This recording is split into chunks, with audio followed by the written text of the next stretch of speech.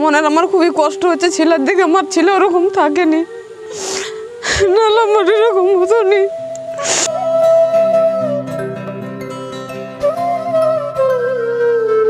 আমি তো মা, আমি তো থাকতে পারছি না, বুকের ভিতরে আমার সবসময় ভাসছে।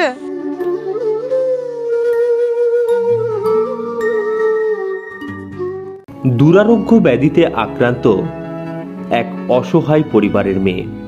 আজ আমরা জয়পুর থানার অন্তর্গত গোপালনগর গ্রামে এসেছি। এখানে এক অসহায় পরিবার রয়েছে। সেই পরিবারের মেয়ে মনীষা লোহার, বয়স মাত্র 15 বছর। মনীষা দুরারোগ্য ব্যাধিতে আক্রান্ত। এই তো মানে চোখ ফেলে জল চলে আসছে, মানে তোমরা জন্য আমার তো আসতে হতো না। আমার বুকের মধ্যে মানে এত কষ্ট হচ্ছে যে কিছু বুঝতে পারছি না। পেটে খাওয়ার লয় দুটি খাচ্ছি যাও করে জুটিয়ে, মানে এমনই কষ্ট হচ্ছে যে আমার প্রচন্ড। মানে দেখছি এমন সুন্দর মেয়েরা ভালো ছিল। আজ থেকে 4 বছর আগে তার শরীরে এই রোগ বাসা বাঁধতে শুরু করে। ধীরে ধীরে শরীরের সমস্ত চামড়া কুঁকড়ে যাচ্ছে এবং চামড়া ফেটে রক্ত বেরোচ্ছে। মায়ের চোখের সামনে মনীষা কষ্টে কাতরাতে থাকে, কিন্তু মায়ের চোখের জল ফেলা ছাড়া আর কোনো কিছুই উপায় নেই।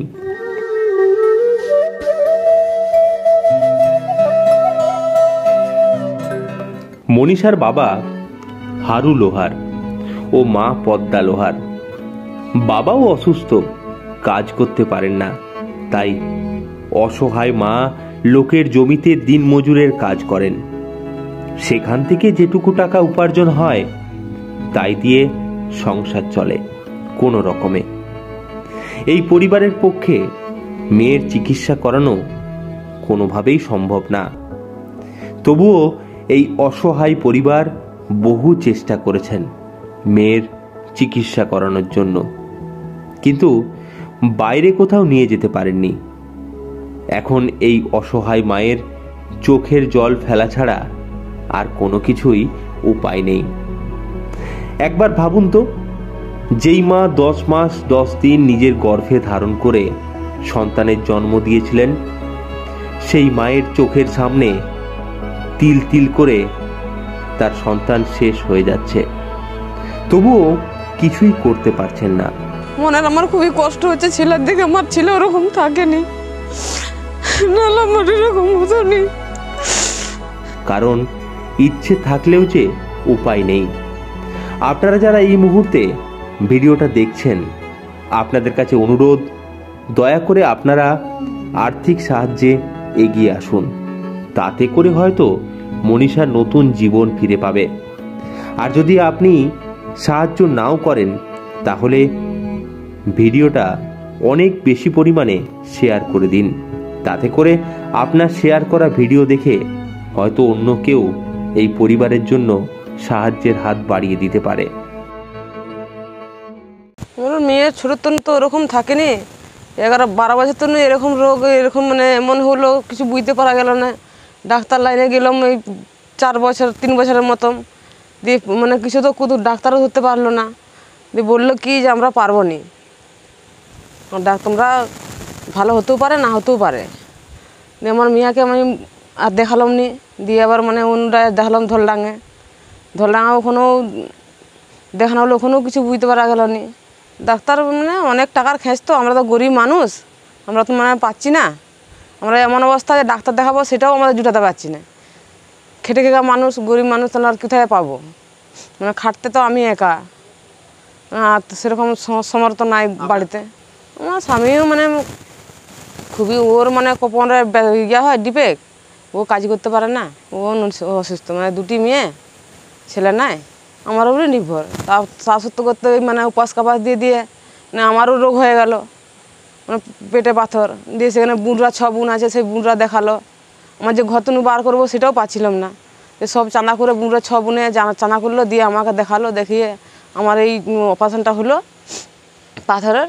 দিয়ে করে যা হোক করে কষ্ট করে ভাই একটু সাহায্য করে, দিয়ে এই দেখানো হয়। মানে আমি খাটতে সবই।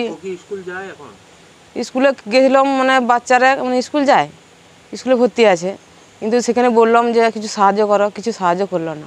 বলছে না আমরা কিছু দিতে পারছি না। এই 15 বছরে পড়লো, 13 বছর তো 12 বছর তো রোগ হয়েছে, আমার যেন কালো হয়নি, এই 1 বছরের মধ্যে কালো হয়ে গেল। এমন কালো হলো যে মানে আর ইয়া করতে হবে, নাহলে এরকম মানে তোমাদের সাথে আমাদের মানে হ্যাঁ জ্বালা করে। বলো তুমি বলো।